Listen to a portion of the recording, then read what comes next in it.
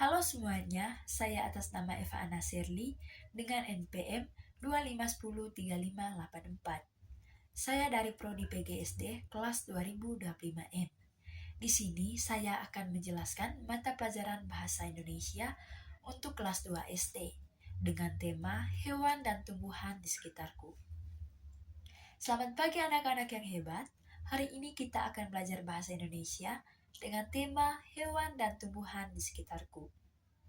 Sebelum memulai pelajaran, anak-anak coba perhatikan lingkungan di sekitar rumah atau sekolah kalian. Apakah kalian pernah melihat kucing, ayam, burung, pohon mangga, bunga mawar atau rumput? Semua itu adalah contoh hewan dan tumbuhan yang ada di sekitar kita. Anak-anak, hewan adalah makhluk hidup yang dapat bergerak dan berpindah tempat. Hewan membutuhkan makanan, air, dan udara untuk hidup.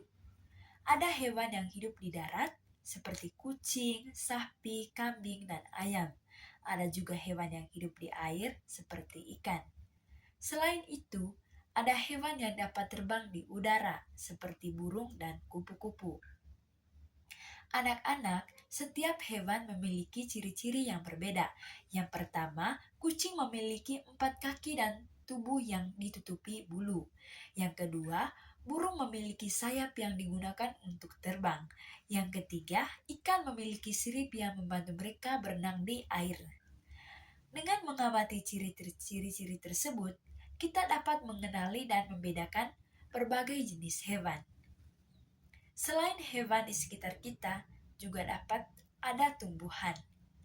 Anak-anak, tumbuhan adalah makhluk hidup yang tumbuh dan berkembang.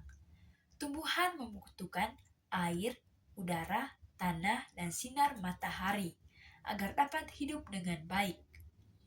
Tumbuhan memiliki bagian-bagian seperti akar, batang, daun, bunga, buah, dan biji. Akar berfungsi menyerap air dan zat makanan dari dalam tanah. Batang itu berfungsi menopang tumbuhan agar dapat berdiri tegak. Sedangkan daun berfungsi sebagai tempat pembuatan makanan bagi tumbuhan. Bunga merupakan bagian tumbuhan yang dapat berkembang menjadi buah. Buah seringkali berisi biji yang dapat tumbuh menjadi tanaman baru.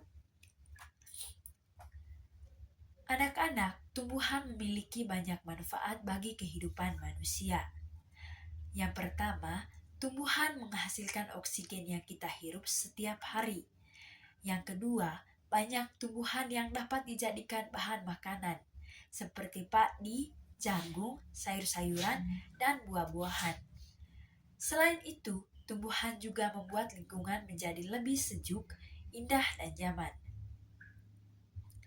Anak-anak, dalam pelajaran bahasa Indonesia, kita akan belajar mengenal nama-nama hewan dan tumbuhan, membaca teks tentang hewan dan tumbuhan, menjawab pertanyaan berdasarkan bacaan, serta menulis kalimat sederhana.